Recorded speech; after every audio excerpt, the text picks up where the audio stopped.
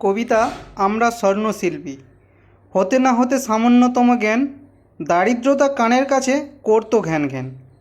11 বছর পার করে 12ই দিলাম পা, মন বলল এবার তুই কাজে চলে যা। চেলাগিরি শুরু এসে বোম্বে দিল্লি, কপালে তাই জুটল না আর স্কুল কলেজের ডিগ্রি।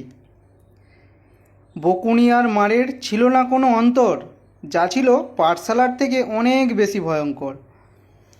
চা আনা, রান্না করা, বাসন মাজা এই ছিল কাজ, মন থেকে তাই মুছে গেল সমস্ত কিছুর লাজ।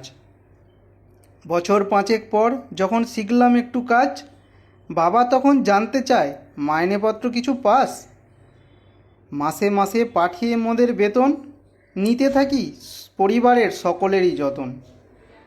অসুস্থ হলে মোরা কত অসহায়, নিজের সেবা নিজেই করি দেখার কেউ নাই। শত কষ্ট করে মোরা গড়ে তুলি ঘর, মাসখানিক থাকি সেটা 2 বছর অন্তর। মোদের ছাড়া সবাই থাকে আনন্দেতে মেতে, আমরা থাকি কর্মব্যস্ত তারই অর্থ যোগান দিতে। কিভাবে যে কাটে মোদের 24 ঘন্টার রোজ, পরিবারও রাখে না তার তেমন কোনো খোঁজ। ভালো আছি মিথ্যে কথা বলি বারংবার, পরিবারকে ভালো রাখবো করেছি অঙ্গীকার।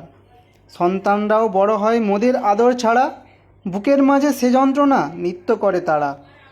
মোদের টাকায় সচল আজ হাজার পরিবার, এ সমাজ তবু ভাবে না কো মোদের কথা একটিবার। নমস্কার।